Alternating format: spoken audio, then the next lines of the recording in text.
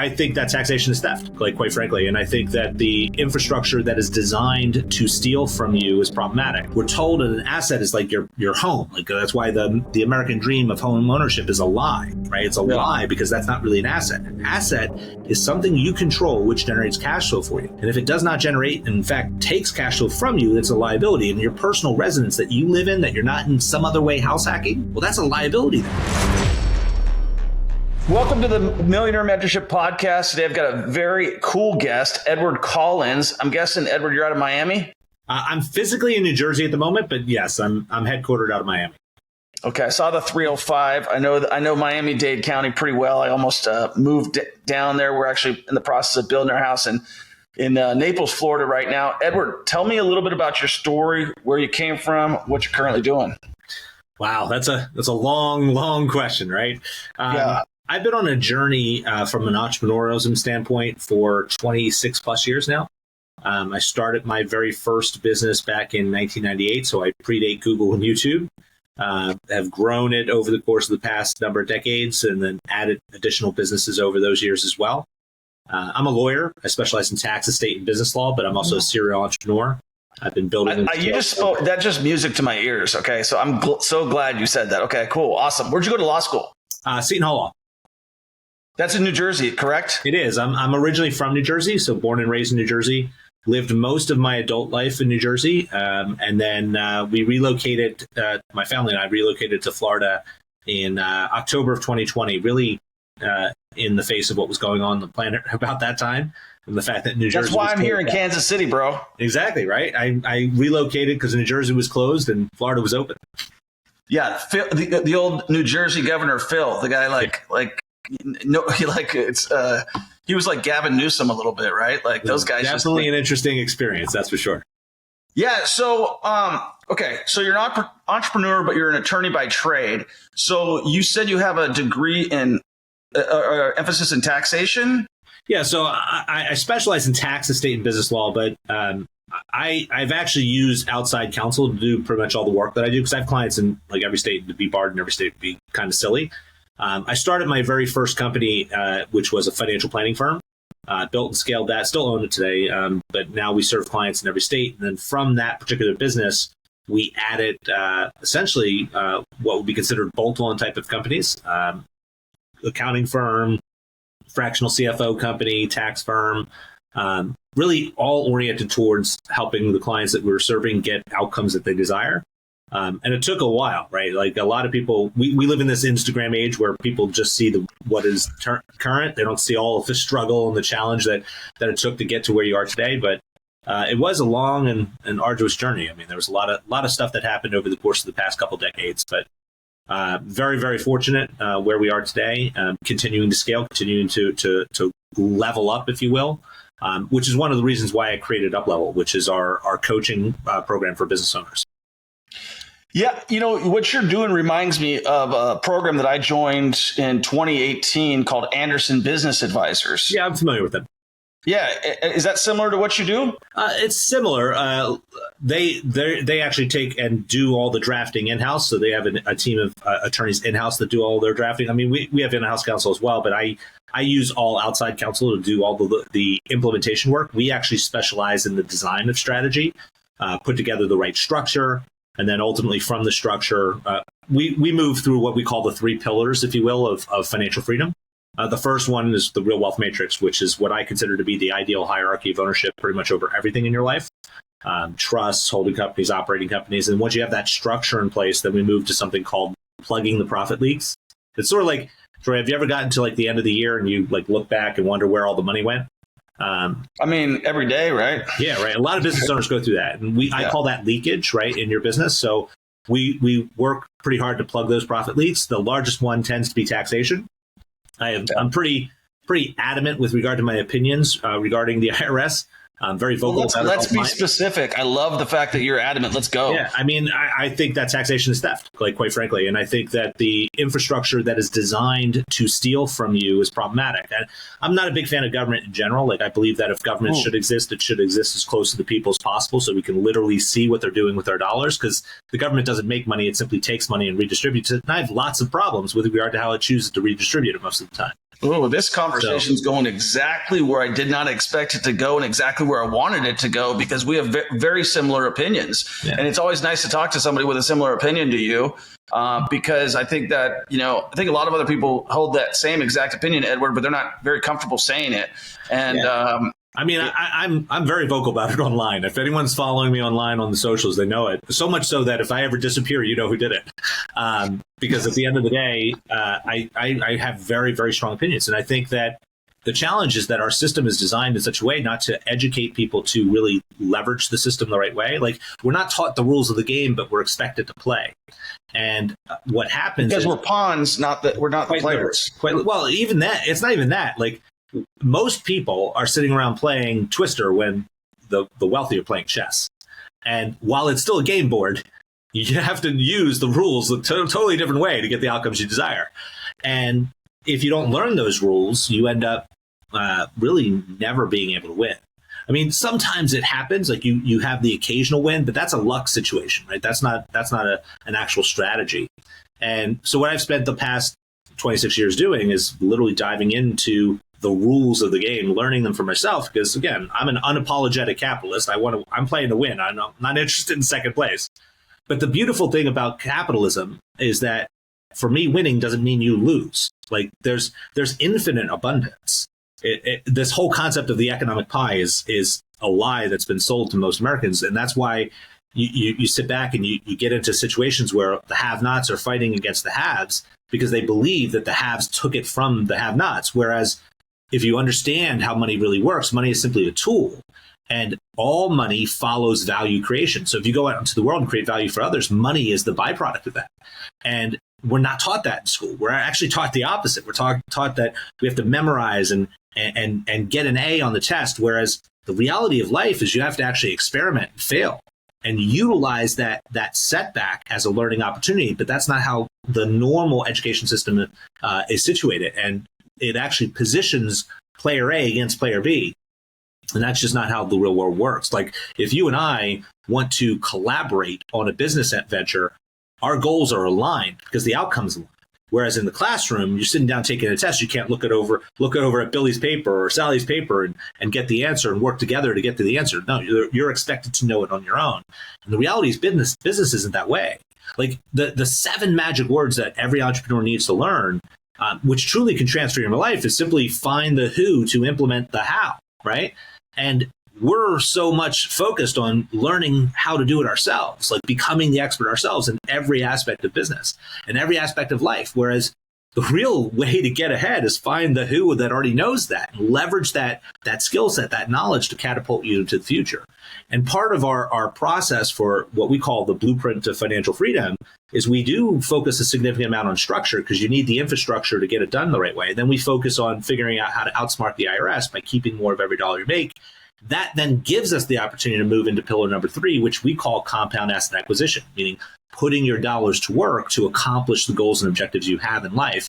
And if, like most people, if you sit down and have a real conversation with them, the real American dream is financial freedom. Like, we've been sold the lie that the American dream is home ownership. That's a lie that the banks have sold to us. But the reality is the real American dream is financial freedom. And if that's the case, then your whole goal should be, how do I become financially free? It is the most important freedom to fight for, right? It leads to all of the freedoms.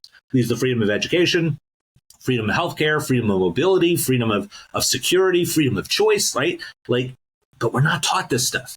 So you're sitting back and you're constantly in this battle against your neighbor because you're fighting to get what is believed to be a limited supply, a limited commodity, if you will, this thing called wealth and dollars. Whereas the reality, the truth of the matter is actually infinite.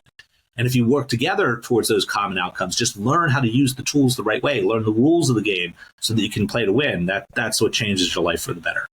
Yeah. And I think the biggest thing that I take away from all of that is the beginning thing that you said, which is that, like, you believe that taxation is theft. Yes. And I want to go back to that because I think so many people have, you kind of eloquently put this out, but so many people have like short memories. Like, they only remember what they're fed on the news or what they read lately. They don't ever go backwards. And they don't say, like, hey, how was our country founded? Well, it was founded on taxation without representation. And now that's exactly what we have. Like, we have, like, And when we talk about eliminating taxes, you can't eliminate a lot of taxes. You can't eliminate like payroll taxes. You can't eliminate. It's hard to eliminate payroll taxes. It's hard to eliminate like taxes at the grocery store that you're paying. But federal income taxes, I assume, was what you're talking about in broad. Mm-hmm. Is that correct? I'm talking about all taxation. Think about the journey. How do we eliminate all taxes? Think about the journey of a dollar firm, right? Okay. So you go out and you make money. What do they do with that? They tax it, right? It's called an income tax. Then you go and spend the money that they just taxed. What do they do with that? Well, they tax that too. It's called a sales tax. And then when you go and buy something with the dollars that have been taxed twice, and you somehow sell that thing for a profit, what do they do with that? Well, they're going to tax that too. It's called a capital gains tax. Yep. And some of the things you go out and buy with the double tax dollars, you're just going to hold on to them. You're not going to sell it. Well, what are they going to do with that? They tax that too. It's called a property tax. And not only that, the final nail in the coffin, no pun intended, is you actually do something really well and you create real wealth over your lifetime. What do they do then? They tax that when you die, right? It's called an estate or inheritance tax. And those are the 5 general erosions, but there's a 6th erosion, a taxation that has never been voted on. It's policy, right? It's called inflation. Inflation is a tax. It's an erosion of your purchasing power that has been designed through policy, not through actual law. And we're sitting back as a society and we are complacent to it because we've been taught to follow the rules, right? You sit in the classroom, the bell rings, you stand up, you go to the next classroom. It's like Pavlovian, right? We get into this scenario where the teacher stands at the front of the room. You don't question the teacher because if you question the teacher, you get a bad grade, right? No, but the whole idea is we're supposed to have discourse. We're supposed to have disagreement. It's perfectly fine. I can disagree with you and still be friends. Yeah. But we've gotten into this state of society where we're not allowed to debate anymore. We're not allowed to talk because then you're deemed to be either a bigot or racist. Or it's just so many challenging things. But the reality is if we actually got into discourse, we can get to solutions to challenges that really exist and plague our society. But no, the system is designed to have us pitted against one another because the have-nots want what the haves have, and the have-nots have never been taught how to actually get what the haves have. Right. And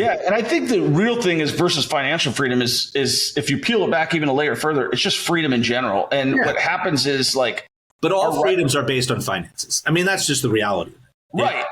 Every freedom that exists is founded on this concept of financial freedom, because if you are financially free, you have choice. Like if you don't like where you are, you can pick up and move. Right? Yeah. Like think about it. Like all the people who have migrated from California, New York to Florida, as an example, the ones who did it were the ones who could, right? Because they had financial freedom. Now maybe they didn't have wealth, right? Because I talk about financial freedom as a formula, right? Financial freedom boils down to 10 words as well. Like the whole concept of financial freedom is free cash flow greater than your daily needs and wants, right? That is freedom. Like when your earn rate is greater than your burn rate, you are financially free. But the problem is most people experience that in what I call a state of richness. Don't get me wrong. It's way better to be rich than it is to be poor. I've been both. But the problem with richness is that it is never permanent.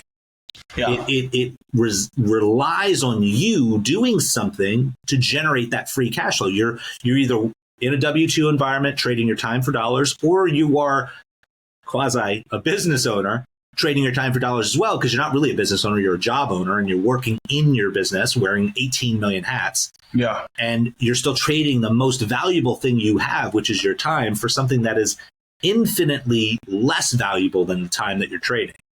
And if that's the case, you're sitting back and you're in this state where you're constantly required to do the thing to stay in that state of richness. So I never want people to be rich. I actually want you to be wealthy. Because wealthy is the same state, free cash flow greater than your daily needs and wants, but it's no longer dependent upon you to generate the cash flow. You've accumulated the assets that generate cash flow for you. And that's what they don't teach you in school. Like they teach you this. Sorry to interrupt you, Edward. Yeah. What primary asset class do you like to focus on when you're looking at the whole world assets? So I think it's important to recognize that this may sound strange. One of the businesses I own is a private wealth management firm, right? So we deal with high-end portfolio management and things of that nature. But it is, again, over the past 26 years, I've witnessed this. I've personally experienced it. I've witnessed thousands of scenarios with other individuals who are of means. It is nearly impossible to become wealthy and to create wealth, I should say, from traditional investing. It's just nearly impossible. Not necessarily impossible, but nearly impossible, because you don't have any control whatsoever on what the market's going to do. Right. You just don't. You don't know their financials if they're accurate. Absolutely. So if you're interested in becoming truly wealthy, to create wealth, well, then you have to play the odds. What are the odds? Well, Harvard did a study where they determined that of all the individuals who earn more than $5 million per year in the United States right now, I don't know what the numbers are outside the U.S., but in the U.S., if you're earning more than $5 million, 94% of those individuals own at least one business, right? And the 6% that don't, the vast majority of them are highly compensated senior executives, if not presidents, of publicly traded companies, and are primarily paid in company stock. So they're actually business owners too. So the concept is business ownership. Now, a lot of people say, Edward, wait a minute, what about real estate? Well, real estate, when done correctly, is business, right? So it all boils down to understanding that the tax code itself is designed for business owners, right? It's designed because the tax code has two purposes, and the vast majority of the population focus on purpose number one, which is to raise revenue for government operations. Right. But that's sort of like this smoke and mirrors game, because the reality is the government actually doesn't even raise anywhere near enough money to operate the government through taxation. It borrows more money than it actually raises. But the second purpose of the tax code is actually the more important one to recognize, and that is it is designed to be an incentive program. Right. It wants you to do the government wants you to do certain things. So it gives you three carrots, right? It gives you deductions, credits, and exclusions in order to incent you to do something or to not do something, right? And once you understand that, it's sort of like, oh my goodness, this is a recipe book, and now I can have my cake and eat it too. But the important component is you need the right tools and utensils, right? If you're going to bake a cake, you need the pans, the spatulas, the ovens, right? You need the right infrastructure. That's why corporate and business structure and entities and design is so important, which is why we spend so much time with that in what we call pillar one of our financial freedom blueprint. It's all about. Can we go into that a little? Can we get deep on that? Sure. So, having been a guy who's studied quite a few of those LLCs, jurisdictions, and whatnot, it appears to me that probably the best way to go, even for myself moving forward, is probably to go to a different jurisdiction outside of the U.S. And I'm just asking, like, when I say that, I'm kind of like poking you and saying, like, tell me I'm wrong. Like, show me where I'm wrong. Because when I look at, like, I'm like, all right, yeah, I got Wyoming LLCs, I got Delaware LLCs, I've got, Missouri LLCs. We look at the best one. Anonymity is a big thing. And then obviously the asset protection is a big thing. But then you look at jurisdiction, right? You look at, like, okay, let's say I got sued. Like, it's very easy for a lawyer in the United States to enforce that lawsuit, whether or not, especially with the new LLC Transparency Act, which is just bullshit again. But with all that new stuff, like, for me, I'm like, man, I'm thinking, try to think bigger. And one of the guys I follow, Nomad Capitalist, and they talk a lot about, having this plan or that plan. And I'm always looking at a plan B. And I'm wondering what your opinion is, Edward, about, like, Cook Island trusts, all of these types of things. Excellent question. I think what it boils down to first is you have to understand that I come from a perspective of frameworks, right? I think that if you can learn the right framework, then you can refine it for your own personal circumstance. Because if you're earning $50,000 a year, it's probably not going to be financially appropriate for you to go spend $42,000 a year implementing a Cook Islands trust and a Nevis LLC, right? It just doesn't make economic sense to do that. So it depends on your scenario. So here's the framework. I call it the Real Wealth Matrix. It's been fine-tuned over the course of the past 26 years. I've taught it to countless attorneys all across the country. A lot of them have taken it, and now they use their own labeling behind it, their own white label version of this concept. But it's simply this. It's trust, holding company, operating company, right? Why? Well, you have to understand the hierarchy of ownership. Revocable or irrevocable? It depends, right? So it's a framework. So you have to actually look at what is your goal and objective. The reason why we use trust at the top is not for asset protection. It's actually for estate planning purposes. And this is where so many individuals get confused. You have to understand, why are you doing certain things? We're utilizing trusts not for the asset protection means. We're using them for estate planning.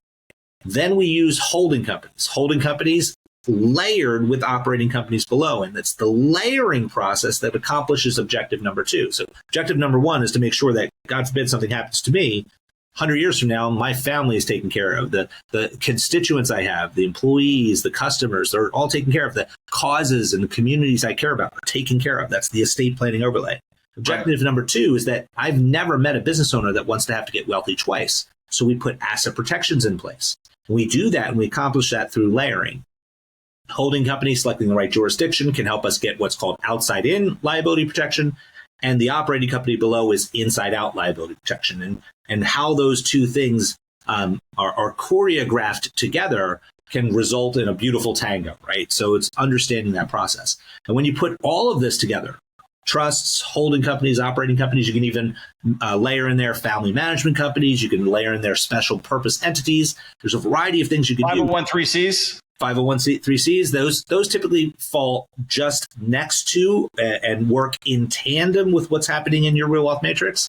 But the concept is that when you have these structures in place, that gives you the opportunity to have infrastructure upon which to layer tax reduction strategy, right? When you look at the tax code, there are certain things that need to be in place for you to take advantage of certain types of benefits. As an example, there's an amazing tax strategy referred to as a medical reimbursement plan, right? It's an ability for you to reimburse your family member, meaning typically in a spousal situation, your spouse, instead of paying your spouse a wage or a salary in a specific family management company. We use 2 different family management companies, sometimes 3.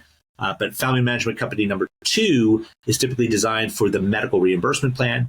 You have to use a C corporation for that type of strategy so that you get the tax benefit. Why? Because a C corporation opens up something called a 105 program where it gives you the ability to have this reimbursement strategy, not a wage or a salary, a reimbursement strategy, which can make every single dollar of out-of-pocket expense reimbursable to your spouse tax-free. So the company gets to take a tax deduction, and your spouse gets to pull that reimbursement in an exclusion environment, right? It's a non-taxable fringe benefit. But you need the right structure in place in order to use that, and it needs to be layered in the right location within your overall ecosystem of businesses. So again, I love where you were going with regard to the Cook Islands Trust as an example, and Nevis LLC, and they have purpose, and they may be a component to an individual's real wealth matrix.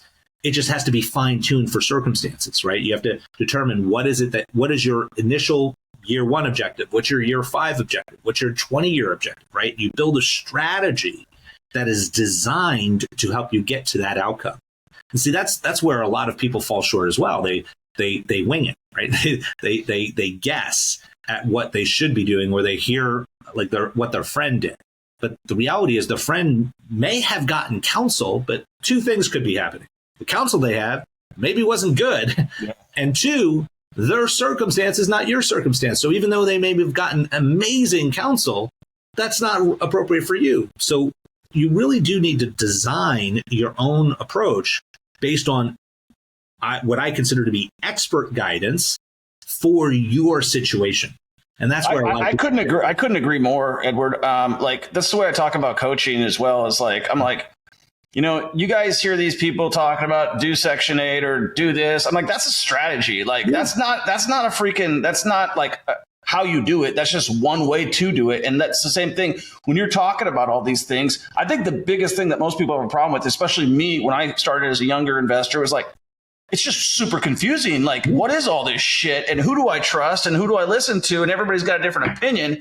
Yeah. And I can tell that you know what you're talking about. That's why I will say that, because I do have enough time under my belt, have talked to enough professionals, and Edward's dead on. I'm just going to say that right now because I know my shit and I can tell he knows his shit.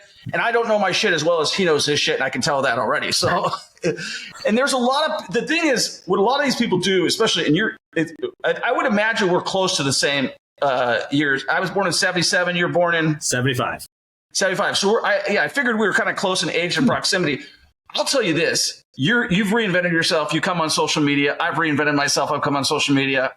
You talked at the beginning about 1998. That's when you're at the game. I had my first YouTube video, I think in 2005, but I didn't have the right strategy, right? We're talking strategy here. I didn't know what the hell I was doing. Yeah, I mean, a lot of people run into things and they wing it, right? But if you take an approach, I call it the OST approach, right? Objective, strategy, tactic, right? That helps you to lay out what your game plan should be. What's your objective? What are you trying to accomplish?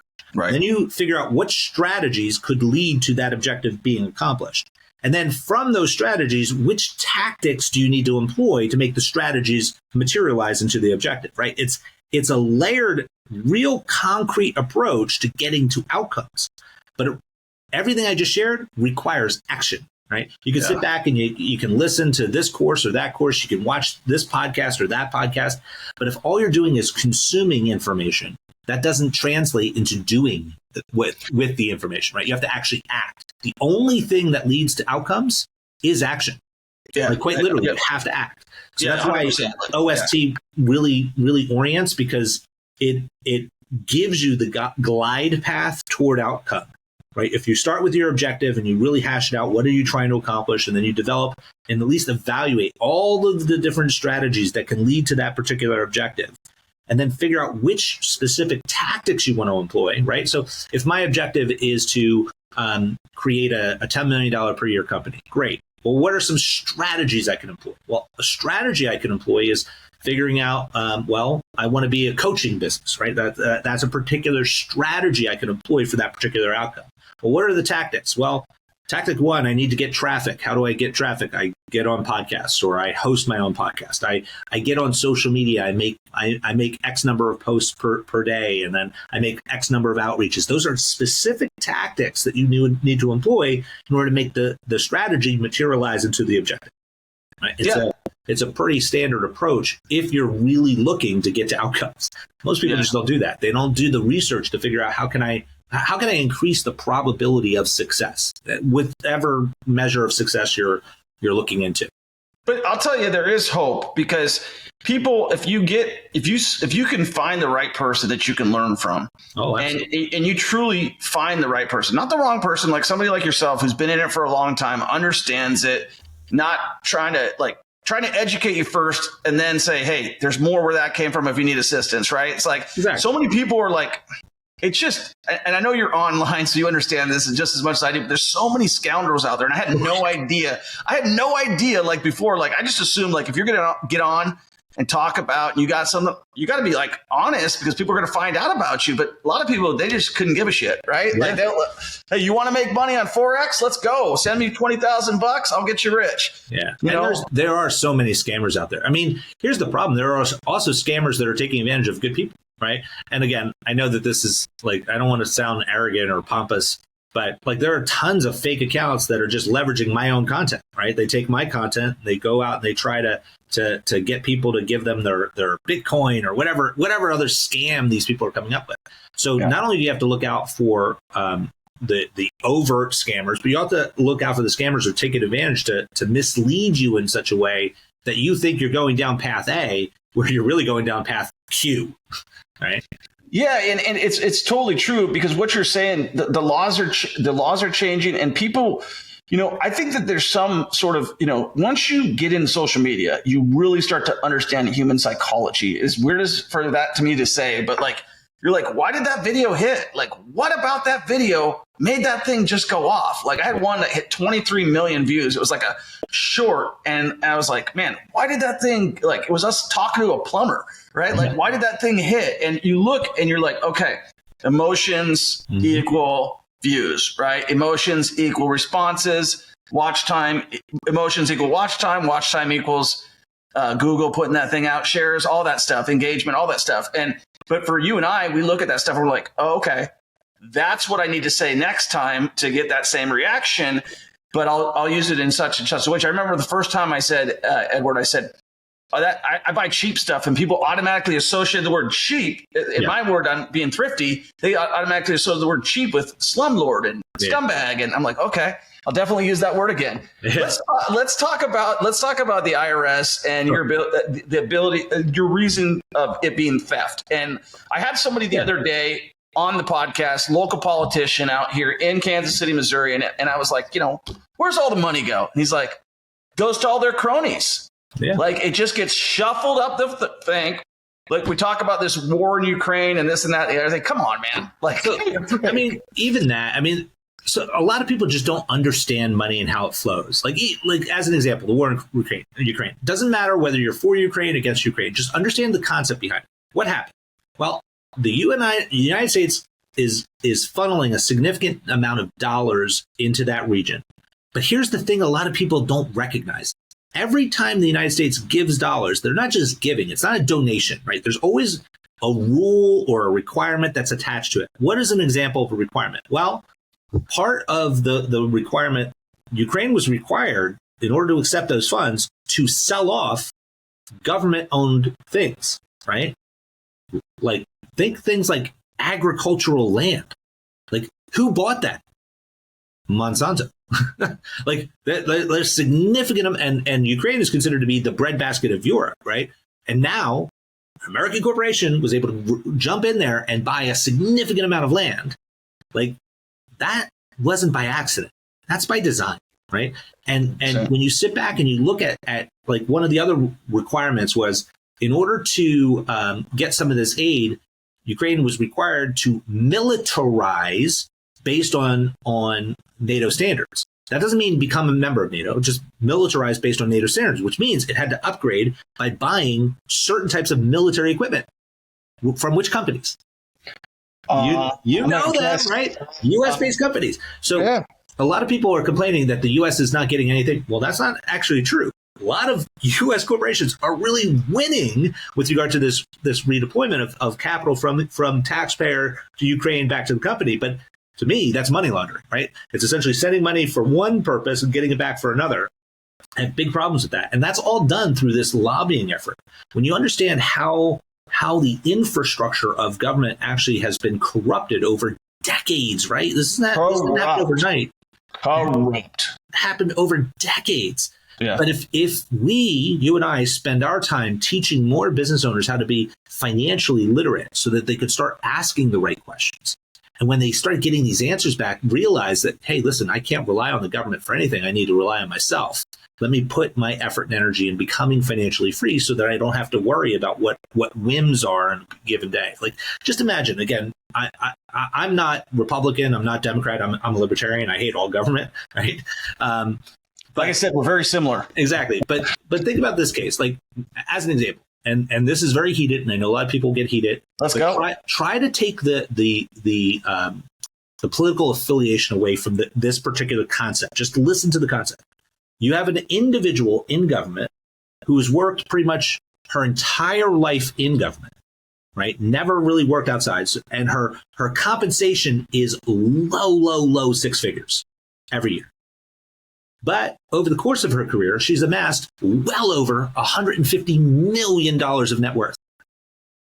How's like math? Is that Barbara or Nancy? Nancy. Like, okay. I think she's worth way more than 150 million. Well, again, the math doesn't math there, right?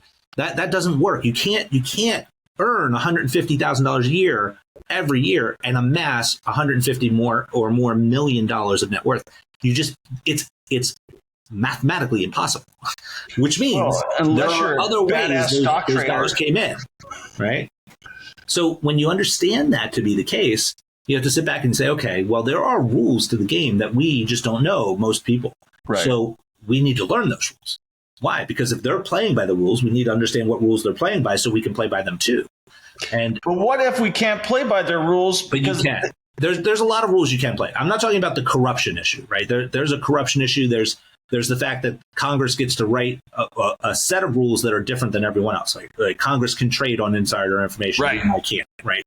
That's just a rule that exists. Congress can give itself a healthcare system that you and I don't get access to, right? It's a rule because they literally wrote the rule, right? But there are other rules, fundamental principles that are true about money. Money is nothing more than a tool. It is not good nor bad. It is a tool. And if you leverage it the right way, you can actually get outcomes you desire. Most people will focus, though, on misunderstandings of very, very simple concepts like assets and liabilities, for example. Right? We're told that an asset is like your home. Like that's why the American dream of home ownership is a lie, right? It's a lie because that's not really an asset. An asset is something you control which generates cash flow for you. And if it does not generate, and in fact, takes cash flow from you, it's a liability. And your personal residence that you live in, that you're not in some other way house hacking, well, that's a liability then, right? It's taking money in the form of interest payment on mortgage, property taxes, homeowners association, maybe, insurance, maintenance and upkeep. Like, dollars are constantly being taken from you. Now, here's the truth of the matter. This lie has been sold to you by the banks because the banks love the lie. It makes them so much money. Why? Because the average home ownership holding period right now is about 8 years in the United States. Meaning if you buy a home, you're going to hold on to it for about 8 years before you sell it and move to something else. But it's like 70 some odd % of all acquisitions of primary residence are done so through a mortgage, meaning you're borrowing money from a bank, and a mortgage is amortized, which means the vast majority of your payments in those early years are interest. So the banks love it because in 8 years, you're going to sell that property and start the whole game all over again. I think people would be curious to know too that, like, in most countries, you can't have a 30-year mortgage. Exactly. Like, most countries, it's 10 years. Yeah. Here, you can stretch it 30, 40. And when you talk about amortization, so people are so, like, I haven't gotten anybody, maybe you're the one to do this, Edward. I haven't gotten anybody, Edward, that has been able to say, like, break down the actual percentage that you're paying on that first year, second year, third year. Because when you talk about, Edward, it being amortized, what you mean is basically it's going to be the same payment dispersed over 30 years. Correct. Regardless if you pay down principal. Correct. Okay. Regardless. If you're paying down principal, it comes off of the back end of the note, right? So your payment's not going down is what I'm. No, yes. Definitely not. And in fact, it doesn't change any of the relationship between that payment and the interest portion and the principal portion in those early years. Again, it just comes off of the back end of that note period.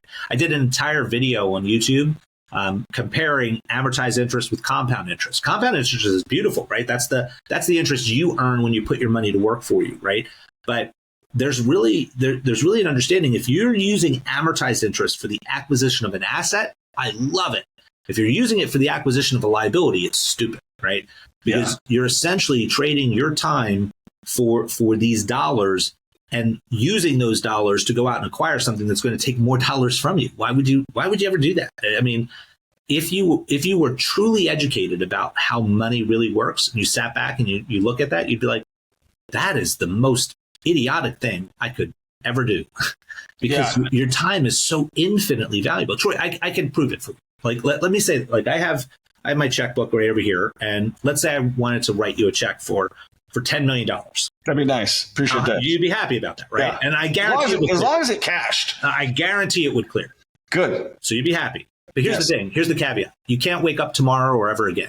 I don't want that money. No, you don't want that money. Right. Why? Because simply waking up is worth more than $10 million. I can add zeros to that, right? Zeros at the end. Doesn't matter. I can put 15 zeros after that number. It doesn't matter because you just simply waking up is worth infinitely more than any dollar amount I could put on in your bank account. That's powerful. And if that's the case, like, why then, if you're going to trade your time, something that's infinitely valuable for $1, why would you ever use that dollar to buy a liability?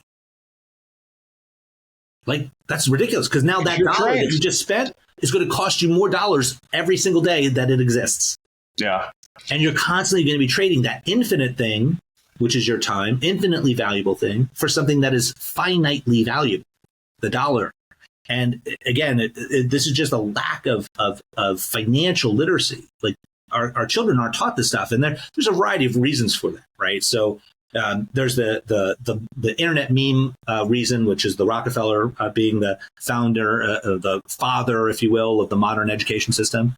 And him quoted as saying, "I don't want a nation of thinkers, I want a nation of workers." Right? That's the meme approach, but the real reason is the vast majority of our teachers are not financially literate themselves. So how could they ever be expected to teach our children financial literacy concepts? So that leaves the best classroom for financial literacy to be at the kitchen table. But the problem with that is most of our parents are not financially literate either.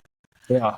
So what do we do? Well, luckily, we do live in an age where access to information is, relatively speaking, at your fingertips, right? Yeah, I agree. You can go out into the YouTube universe, you can go out into Google, and you can pretty much find information. But the problem with that is it takes a while, right? There's a lot of junk that's out there.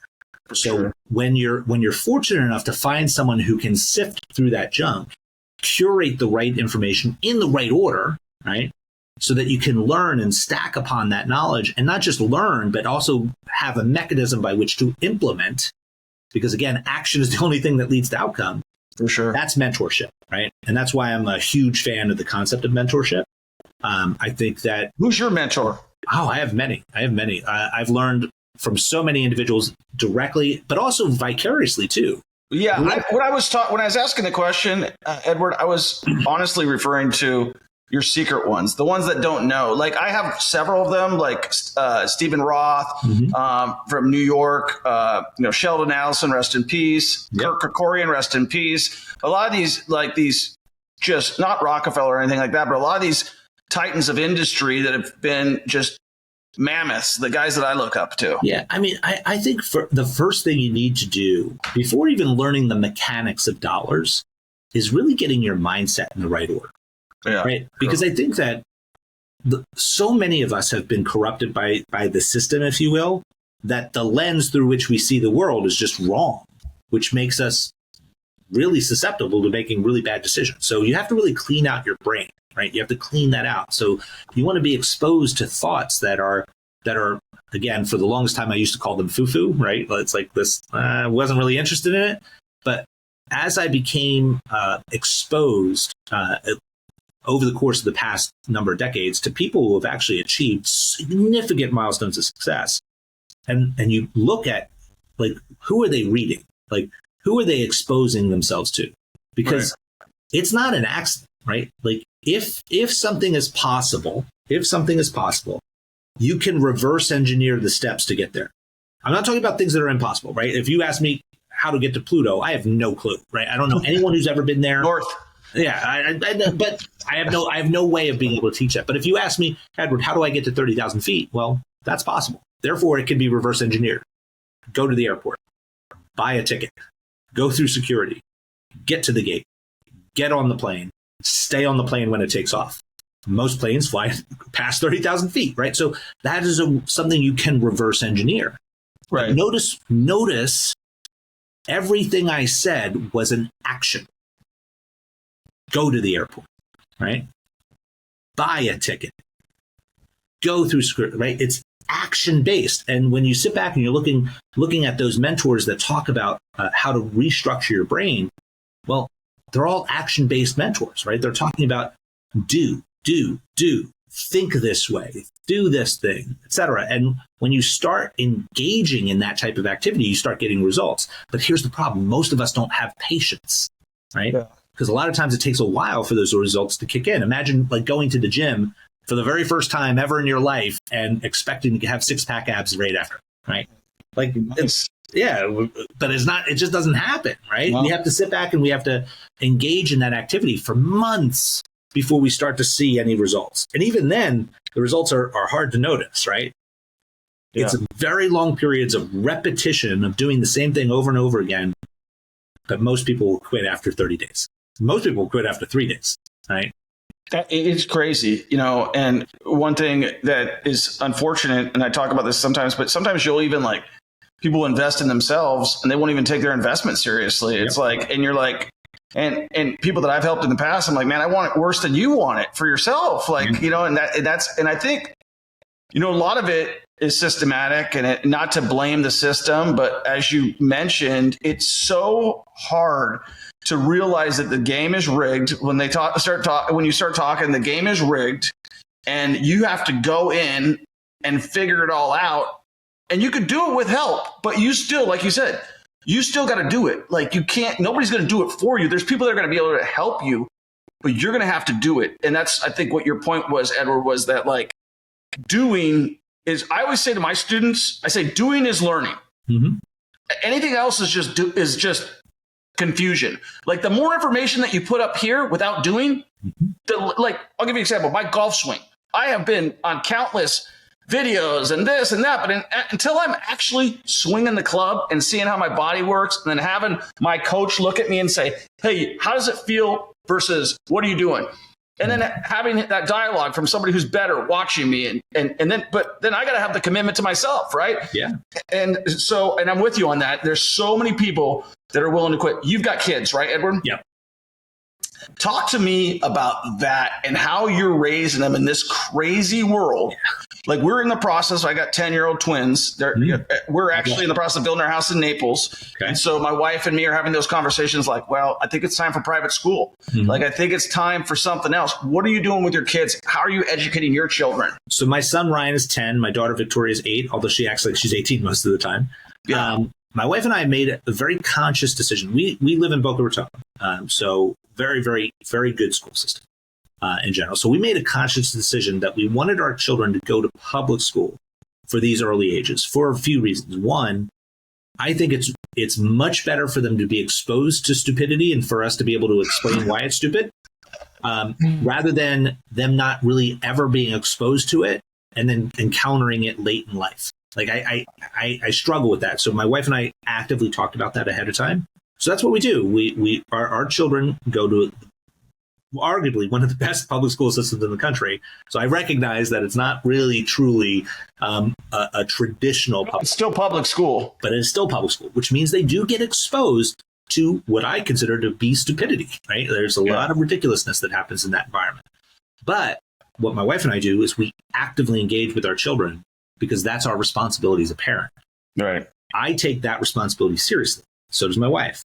So we actively engage with our kids and talk about what did you see in school? What do you agree with? What didn't you agree with? And then we explore the conversation, and then we ask our kids, like, how would you do it differently? Based on how mommy and daddy talk with you, how would you have taught that particular subject differently if someone was asking you for help? And we actively engage in that process. The other thing that my wife and I do is we talk openly about things in constructive ways.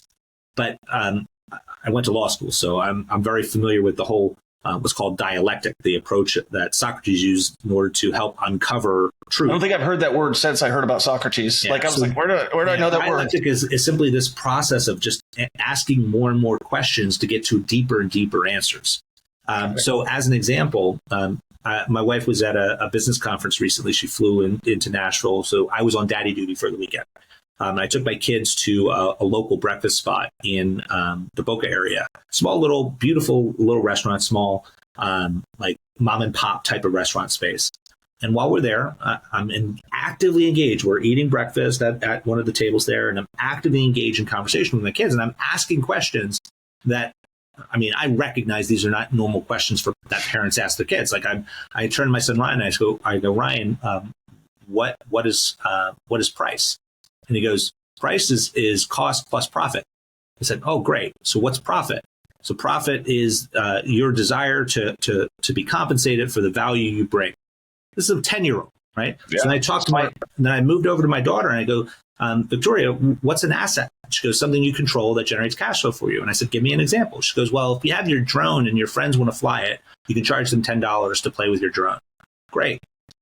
So what happened is while I'm engaged in this conversation, the owner of the restaurant gets up, walks into the kitchen. Don't tell my wife this. This is being recorded, but don't share it with my wife. Yeah. He goes to the table. She won't be listening. Right? And he brings both of them plates of cookies. And he goes, I've never heard children talk this way. Yeah. You deserve this. And he rewarded my kids with a plate of cookies each for breakfast. It was like, that's why I don't tell my wife.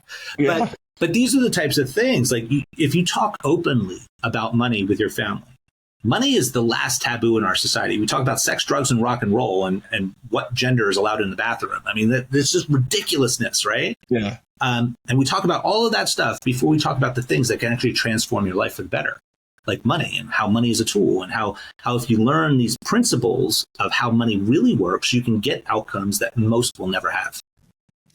Yeah, and I think one of the things I really enjoyed you sharing that because we're in that process with our children right now. My wife is the one driving that ship. Actually, she's like, we don't do enough to have those conversations with us. They need to know.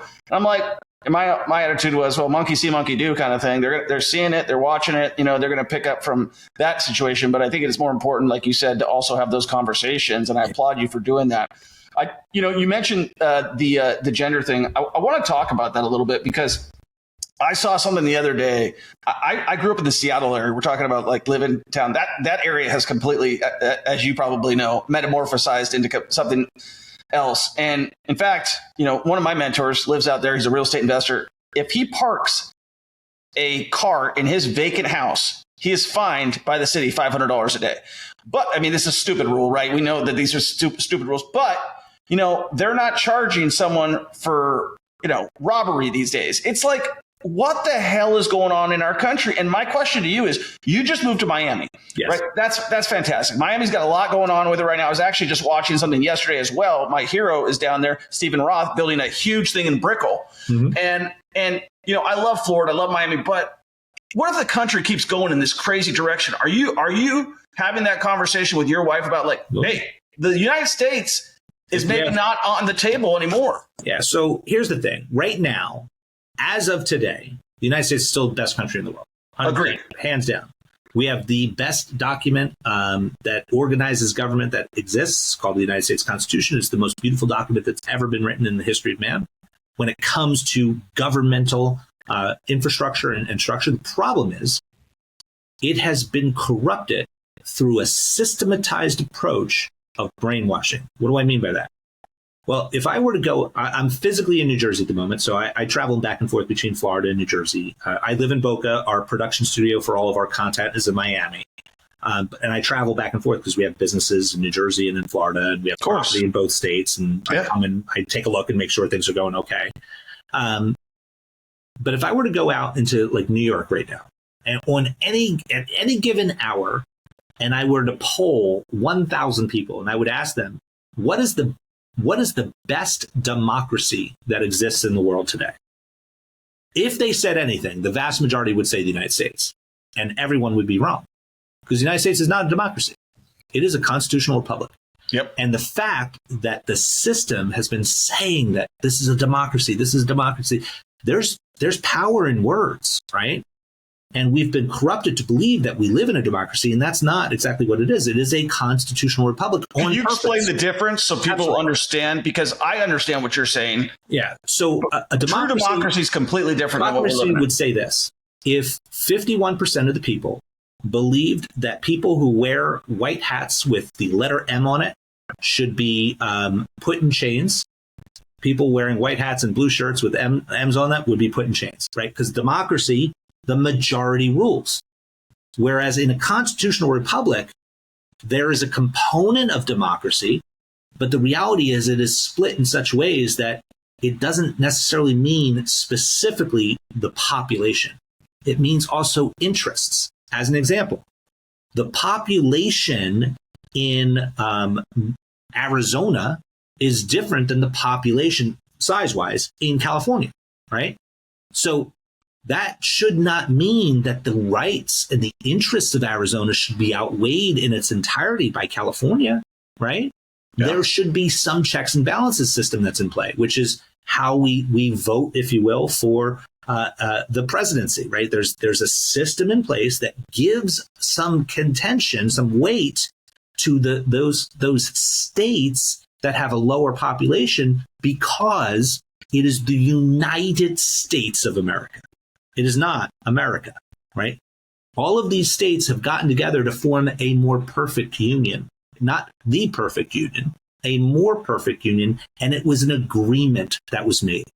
This particular colony agreed with that particular colony to say, yes, we are aligned because our interests are aligned. But if ever there is a situation where our interests aren't aligned, we don't want democracy to rule, because a lot of people can be misinformed with regard to what's going on. Yeah. There could be a lot of stupid people in the world that don't know all the details behind what they're voting on, right? So a pure democracy is a recipe for corruption, because then you can simply get someone who's super influential to convince enough human beings to raise their left hand instead of their right hand when swearing on the Bible, right? So it's all about understanding that we want there to be these checks and balances systems in place for the outcomes of our governmental function. But when you have an apparatus that has been mobilized for decades, really brainwashing people on what system we even exist here in the United States under, that's ridiculousness. And then when you also recognize that humans in general have, and again, this is a vast generalization, I recognize that, but humans in general have addictive personalities. So if you give people something for nothing, they become addicted to that, right? When you give away benefits for nothing in return, quote unquote, nothing in return, they become addicted and used to it, and then become dependent on the hand that gave it to them, right? The whole concept of a welfare state. Like, think about it. Prior to World War II, there was no such thing as welfare, right? Or if not from a federal level, right? There may have been state programs and definitely charitable programs, specifically around churches and other civic organizations, but there was no federal safety net, right? It didn't exist. Yeah. Right. And imagine, like, we took our country to amazing heights prior to there being a federal safety net. And then look what happened to our country since the federal safety net was put in place. It disincents personal responsibility. It disincents accountability, right? Yeah. And that's problematic. Like, and these are major, major problems. And you and I are not going to solve them on this podcast. No. But talking about them out loud and being willing to jump into discourse. Like, let's have an active debate on it. If you disagree, I'm perfectly fine with being wrong. Just prove me wrong. Because if you do prove me wrong, then I'm improved, right? And if you prove me right, then I'm good, right? So either way, I'm happy. Yeah. But most of us have gotten so far away from this willingness to debate because we believe that, again, I think this is something that's been brainwashed into people, is that if someone disagrees with you, they hate you, right? I don't hate anyone.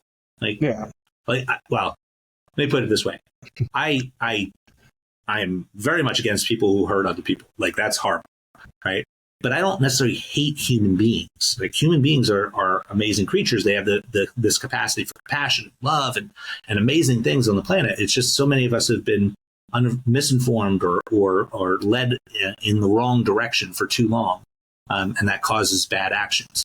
So my goal is to try to improve people. I think this has been an excellent conversation. I think I could go on with you for like another 10 hours. But I mean, you made a few people down the road here in the podcast world where you're like, man, that was an exceptional conversation. This would be one of them, Edward, because I feel like you're well versed, you're passionate, and you understand your knowledge. And there's so many people who would just bullshit and say like, oh, I don't know what the hell I'm talking about. But I like to ask pin people down on the questions and make sure, like, okay, we know what we're talking about here. And from a curiosity standpoint as well, it's like, okay, I don't understand everything. I'm not the best. I'm not the expert in asset protection. I know it well, but you know it better, right? And so this has been a great conversation for people who want to follow your journey, Edward. For people who want to, I know you've got like over 1 million followers on a lot of different socials. You've got I'm looking at the stats right now. You got 545 on TikTok, over 1 million on Instagram. Not an easy one.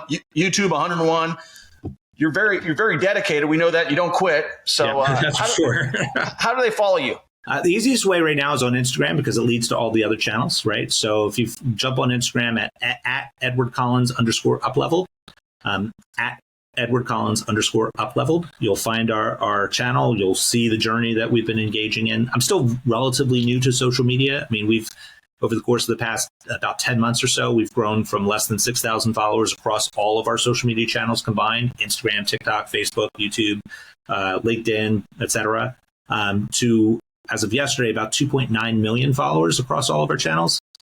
Don't compare yourself to others, guys. Don't compare yourself to others, because no, definitely not. I just compared myself to him, and I'm telling you what, that's amazing growth. Yeah. Just to let you know, it's been all organic, no paid ads at all, no paid follower accounts, all organic, highly engaged community, which is amazing. And I recognize that I have an unfair advantage, right? I am a lawyer. I specialize in tax, estate, and business law. I'm also a serial entrepreneur. I've built and scaled multiple companies of my own that I still own, along with our residential, commercial real estate portfolio. And I say all of that not to be braggadocious. I say it because I am academically trained in the language of business and money. I've been doing it for 26 years, and I have practical experience applying that knowledge to real life, my own businesses, and the thousands of other business owners I've been helping over the decades.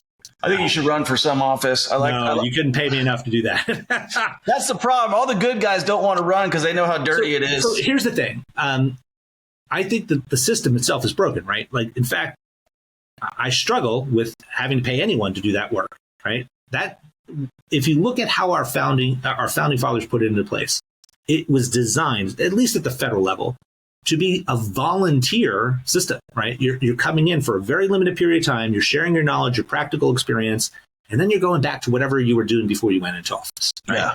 It wasn't meant to be a career, right? And that's what's happened. We've created this apparatus that those who wish to stay in the career can and make an amazing living out of doing so. Or you can use it as a stepping stone to the private sector, specifically the private sector that benefits from the things you did when you were in the public sector, right? So, I have a lot of opinions, a lot of perspective on these things, and I just want more and more people to become more informed. I think it's a great way. I think it's awesome, guys. Get more informed. Give Edward a follow. And if I said the word Eric, because I know I did before, I apologize. It's one of those things you get stuck in your head. You remind me of a friend I know, and I really appreciate you coming on. I really appreciate you sharing your story. Guys, I can tell you right now, if you're listening right now, make sure you give Edward a 5-star review. And guys, make sure that you take action. Those are the two common themes. And make sure you get educated, right? Like, understand that, like, we both got online. Yes, we have products to sell. I'll tell you that. But I think what I'm picking up from Edward is the same thing that I give out, which is authenticity. And he wants to make sure you're educated the right way versus scammed and then forgotten and left out. So give him a follow. Make sure you connect with them. I really appreciate coming on. I would love to invite you to our mastermind as a speaker in the future, because you would fit a niche that we do not have, which is the expert in that field so eloquently. And I'd love to talk to you more offline. So I've got your phone number and everything like that, man. I'm looking forward to it. Wonderful. Well, be well, and I look forward to talking to you soon, okay? All right, man. Awesome. Did you ever want to invest in real estate? Did you ever want to live the life of your dreams? Did you want financial freedom? We have a free Facebook group, the Millionaire Mentorship Facebook group for real estate investing. Make sure you join. The link is in the description. If you want to schedule a free call with me and my team and you actually want to start, I would suggest you do so. We have helped hundreds of people change their lives, and all they had to do was get started. They booked a call with me and my team, and they got the ball rolling. And I'm so confident that if you don't get your first or next investment property within the first 90 days, you don't pay, and I'll give you $1,000 cash. That's how confident I am. Obviously, you got to take action. You can't just do nothing and expect that to happen, but that's life. Life's all about taking action.